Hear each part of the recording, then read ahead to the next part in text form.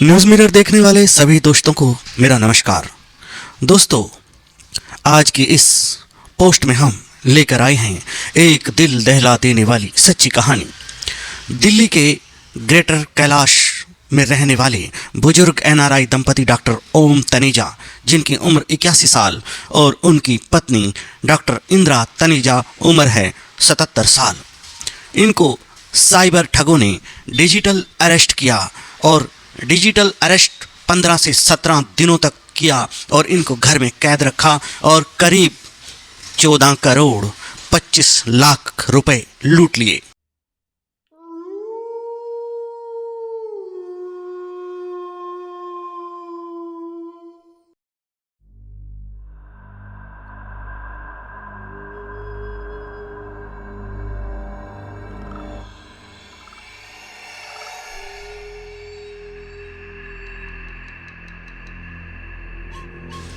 दोस्तों, ये भारत के सबसे बड़े डिजिटल अरेस्ट स्कैम में से एक है। डॉक्टर ओम आईटीआई ग्रेजुएट हैं, संयुक्त राष्ट्र और अमेरिकी फेडरल गवर्नमेंट में काम कर चुके हैं। डॉक्टर इंदिरा न्यू जर्सी की university of medicine and industry में प्रोफेसर और डॉक्टर रही हैं। 2015 में दोनों अमेरिका से भारत लौटे और अपने ट्रस्ट के जरिए गरीब बच्चों की शिक्षा और हेल्थ केयर के लिए काम करने लगे। लेकिन एक फ़ोन कॉल ने उनकी ज़िंदगी बदल दी। चलिए शुरू करते हैं पूरी कहानी स्टेप बाय स्टेप। प्यारे मित्रों, इससे पहले हम आगे बढ़ें, यदि आपने न्यूज़ मिरर चैनल को सब्सक्राइब नहीं किया है तो आप इसको सब्सक्राइब कर लें, फेसबुक पेज को भी फॉलो कर लें और इंस्टाग्राम चैनल को भी फॉलो कर लें, ताकि ऐसी ही पोस्ट और कहानियाँ आपको सुनने को और देखने को मिलती रहें। दोस्तों, कहानी शुरू होती है 24 दिसंबर 2025 को। दोपहर में डॉक्टर इंदिरा तनेजा को एक कॉल आता है। कॉलर खुद को telecom regulatory authority of India का अधिकारी बताता है। वो कहता है, वो हमारे लॉयर बोलते हैं कि आपने खुद विक्टिम बन गई उसकी।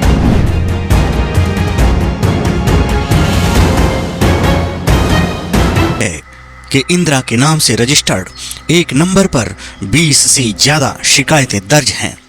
अश्लील वीडियो फैलाने और मनी लॉन्ड्रिंग की एफआईआर दर्ज है और ये लोग अरेस्ट होने वाले हैं। इंदिरा हैरान होती है क्योंकि वो नंबर उनका नहीं था। कॉलर उन्हें एक और नंबर पर कनेक्ट करता है जो वो कहता है मुंबई के कोलाबा पुलिस स्टेशन का है। यहाँ से असली ड्रामा शुरू होता है। दोस्तों, वीडियो कॉल पर एक आदमी यूनिफॉर्म में दिखता है। बैकग्राउंड में पुलिस एलम्बम खुद को डीसीपी विक्रांत सिंह राजपूत या बल सिंह राजपूत बताता है। वो कहता है कि जेट एयरवेज के फाउंडर नरेश गोयल जैसे एक उद्योगपति ने डिफेंस मिनिस्ट्री को 500 करोड़ का चूना लगाया है और उसने कैनरा बैंक में इंदिरा के नाम से अकाउंट खोलकर पैसा लॉन्डर किया है।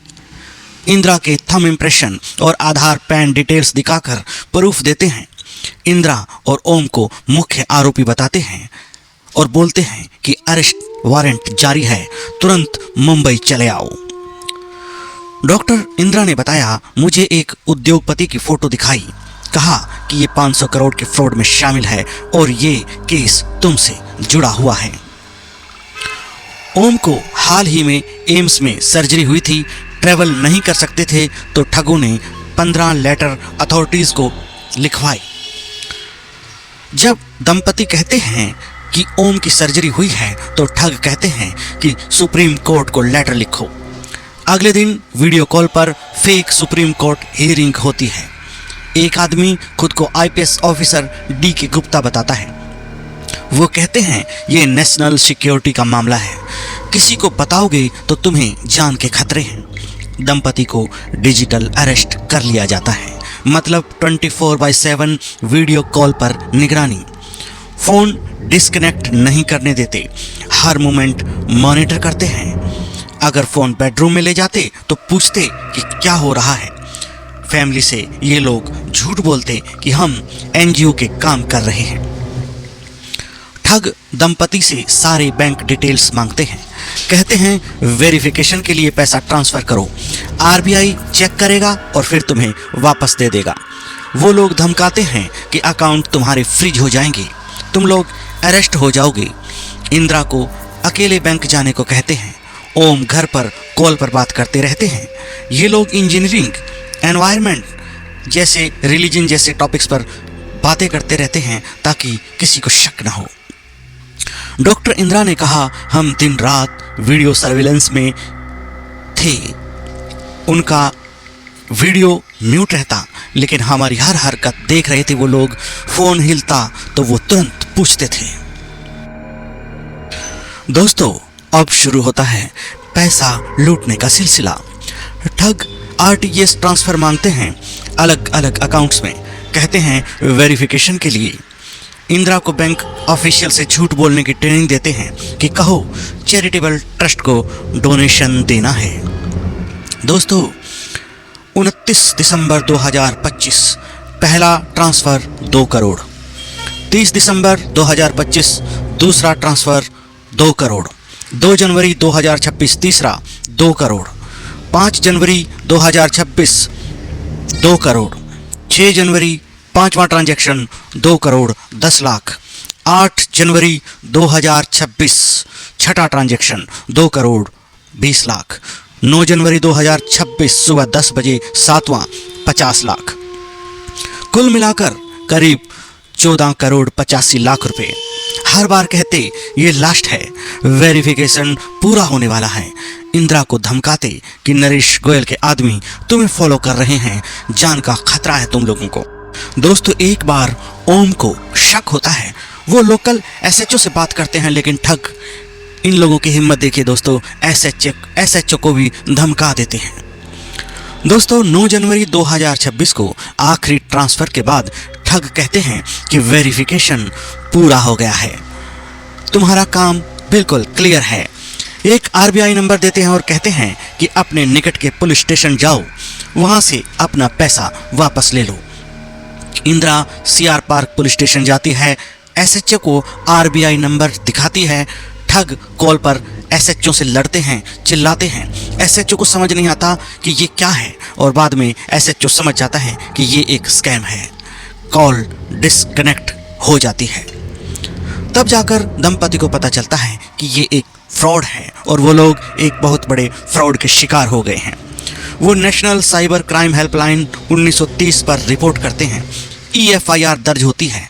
दिल्ली पुलिस की साइबर क्राइम यूनिट जांच कर रही है। दोस्तों, डॉक्टर ओम ने कहा, ठगों को हमारे बारे में बहुत जानकारी थी।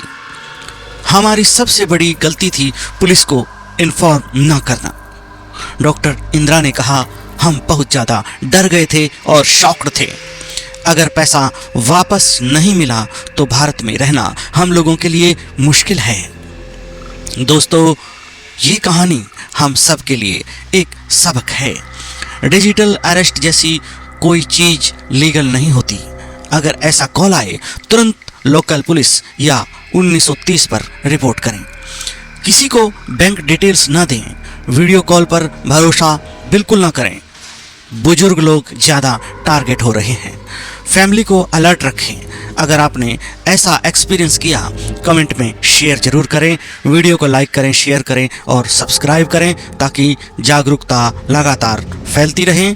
मिलते हैं फिर किसी ऐसी ही पोस्ट के साथ।